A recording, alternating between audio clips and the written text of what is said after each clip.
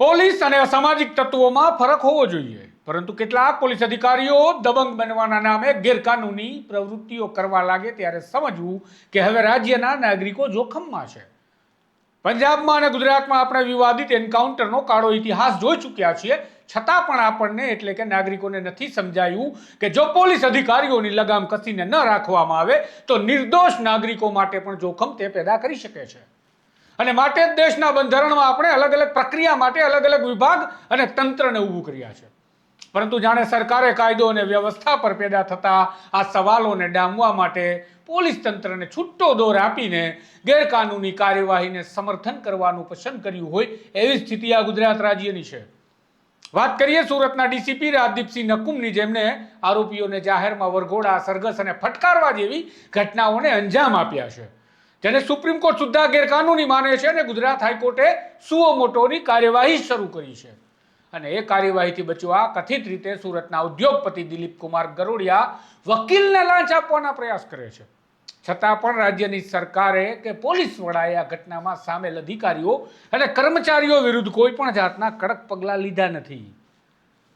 આ ઘટના સૂચવે છે કે કાયદાની પરિભાષા સરકાર અને પોલીસ માટે હવે કોઈ મતલબ નથી રાખતી. નમસ્કાર, હું છું તુષાર બસિયા, આપ જોઈ રહ્યા છો સ્વમાન. સુરતના સલાબતપુરામાં આરોપીઓને જાહેરમાં ઢોર માર મારવાની ઘટના પ્રકાશમાં આવી હતી. આ ઘટનાને જે નાગરિકો સમર્થન કરે છે તેને કદાચ ખબર નથી કે આ કાર્યવાહી ગેરકાનૂની કહેવાય અને તેનું સમર્થન કરવાથી કેટલાક પોલીસ કર્મચારીઓને, અધિકારીઓને આવી પ્રવૃત્તિ કરવાનો છૂટો દોર મળી જશે.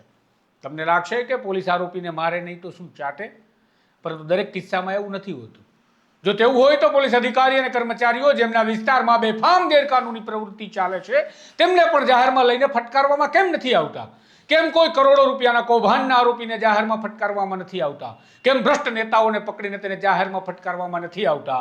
અથવા તો કેમ સત્તાધારી પક્ષ સાથે જોડાયેલા કેટલાય આરોપીઓ છે જે પોલીસ ચોપડે નોંધાયા હોવા છતાં જાહેરમાં તેને ફટકારવામાં નથી આવતા? પરંતુ આખી રમત છે કેટલાક પોલીસ અધિકારીઓ અને સત્તામાં બેઠેલા સત્તાધીશોની કે સામાન્ય આરોપીઓને ફટકારો, સરઘસ કાઢો અને વાહવાહી લૂંટો, જેથી નાગરિકોને લાગે કે પોલીસ અધિકારી અને સરકાર બાહોશીથી કામગીરી કરી રહી છે. પરંતુ હકીકતે પોલીસની નાકામી છુપાવવા માટે આ પ્રકારનું તરકટ રચવામાં આવતું હોય છે. આવું જ કંઈક સુરતમાં જોવા મળ્યું, જ્યાં અવારનવાર ચોરી, લૂંટ, હત્યા અને મારામારીની ઘટનાઓએ કાયદો અને વ્યવસ્થાની સ્થિતિને ઉજાગર કરી.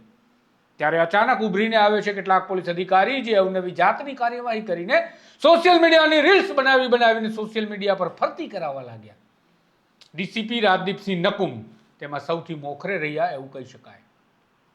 પરંતુ તેઓ વિવાદિત રીતે મકાનો તોડી પાડવાના મામલામાં પ્રકાશમાં આવતા ગંભીર સવાલો તેમની સામે ઉઠ્યા હતા. અને આ દરમિયાન હત્યાના પ્રયાસના આરોપીઓને સલાબતપુરા વિસ્તારમાં જાહેરમાં ફટકારવામાં આવ્યા. તેની વાહવાહી પણ કેટલાક પત્રકાર મિત્રો દ્વારા પણ કરવામાં આવી, તો સામાન્ય લોકો દ્વારા પણ કરવામાં આવી, પરંતુ કાયદાથી પર કોઈ નથી એવું લાગતા વકીલ ઉત્કર્ષ દવે દ્વારા હાઈકોર્ટને સુઓ મોટો કાર્યવાહી માટે અરજી કરવામાં આવી, જે મામલે હાઈકોર્ટે સુઓ મોટો અરજી હાથ પર લઈ લીધી છે હવે.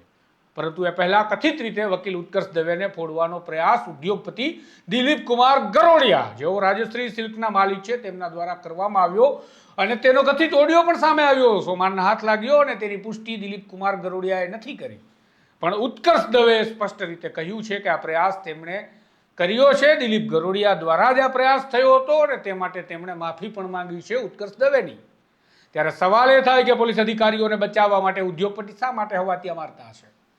એવું તો શું હશે કે તેમણે વકીલને તોડપાડી આપવાની ફરજ કરવી પડે અથવા તો વાત કરવી પડે? જો ઓડિયો ખોટો છે, વાત ખોટી છે, તો મેં પહેલા પણ કહ્યું છે અને હજુ પણ કહું છું કે તેમને પોલીસ ફરિયાદ કરવી જોઈએ અને કાર્યવાહીની માગણી કરવી જોઈએ. અને વકીલ ઉત્કર્ષ દવે જે કહી રહ્યા છે કે આ ઓડિયો દિલીપ ગરોડિયાનો છે, તો તેમની સામે પણ કાર્યવાહી કરવા દિલીપ ગરોડિયા અથવા તો પોલીસે પગલાં લેવા જોઈએ. પણ નહીં, આવું કંઈ થયું નથી કે થતું નથી, જે સૂચવે છે કે કંઈક તો રંધાયું છે જે પોલીસ અને દિલીપ ગરોડિયા બંનેને સતાવી રહ્યું છે. હવે વાત કરીએ ડીસીપી રાજદીપસિંહ નકુમની, તો હવે તેમને આઈપીએસ તરીકેનું પ્રમોશન તો મળી ચૂક્યું છે, જેને કેટલાક લોકો રાજકીય આકા તરફથી મળેલી ભેટ તરીકે જુએ છે. એ જે હોય તે પણ ડીસીપી નકુમને ટાંકીને બીબીસી દ્વારા અહેવાલમાં જણાવાયું છે કે જ્યારે તેમણે આ ઘટના સંદર્ભે રાજદીપસિંહ નકુમનો સંપર્ક કર્યો ત્યારે તેમણે કહ્યું કે ગુનેગારોને ગુનેગારોની જેમ જ ટ્રીટ કરવા જોઈએ, હું માત્ર આટલો જ પ્રતિભાવ આપીશ.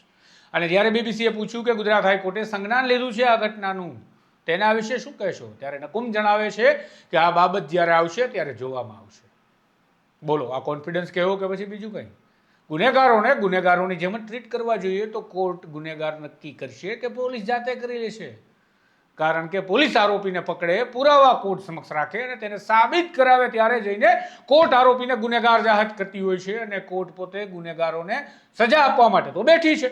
જો પોલીસ જાતે જ નક્કી કરી લેતી હોય તો કોર્ટોને તાળા મારી દેવા જોઈએ.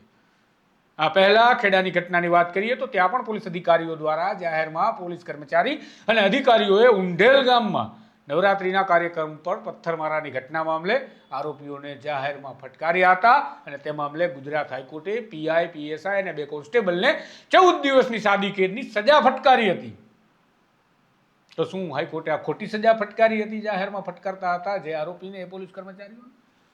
કે પછી ગુજરાતમાં જ્યાં સુધી હાઈકોર્ટ સંજ્ઞાન લઈ અને આદેશ ના કરે ત્યાં સુધી આ રાજ્યની સરકાર નકામી બનીને બેસશે, રાજ્યના પોલીસવાળા નકામા બનીને બેસશે અને આવા ગેરકાનૂની પ્રવૃત્તિ કરતા અધિકારીઓ કે જે પોલીસ અને ગુંડાની વચ્ચેનો ફરક ભૂલાવી દે તે પ્રકારની સ્થિતિ પેદા કરે છે તેના સામે કોઈ કાર્યવાહી નહીં કરે. આ ઉંઢેલ ગામની ઘટનાની મેં તમને વાત કરી, તેમાં 14 દિવસની સાદી કેદની સજા ફટકારવામાં આવી અધિકારી અને કર્મચારીને, છતાં પણ આ સિલસિલો ગુજરાતમાં થતો રહ્યો છે અને આવી ઘટના પ્રકાશમાં આવતી રહે છે. જેના પરથી લાગે છે કે પોલીસને પણ ખબર છે કે સત્તા સાથે છે તો કોઈ ચિંતા કરવાની જરૂર નથી. આપણે આપણું કામ ચાલુ રાખો, કોર્ટમાં આવશે ત્યારે જોઈ લઈશું. આ બધી બાબતોને કોર્ટે પણ ધ્યાને લેવી જોઈએ, કારણ કે ખતરનાક સ્થિતિ નિર્માણ થઈ જાય અને ન થવાનું થઈ જાય પછી કાર્યવાહીનો કે ન્યાયનો કોઈ મતલબ રહેતો નથી. તમારું શું કહેવું છે? આવી ગેરકાનૂની ઘટનાઓને અંજામ આપતા પોલીસ અધિકારીઓ અને કર્મચારીઓને છૂટો દોર મળવો જોઈએ કે કેમ? અને સાથે એ પણ જણાવો કે તમે ક્યારેય કોઈ નેતા, અધિકારી કે માલે તુજાર ગુનામાં પકડાય તો તેના વરઘોડા કે જાહેરમાં સરઘસ કે જાહેરમાં પોલીસ દ્વારા મારવાના દ્રશ્યો જોયા છે? જવાબ કમેન્ટમાં આપજો. નમસ્કાર.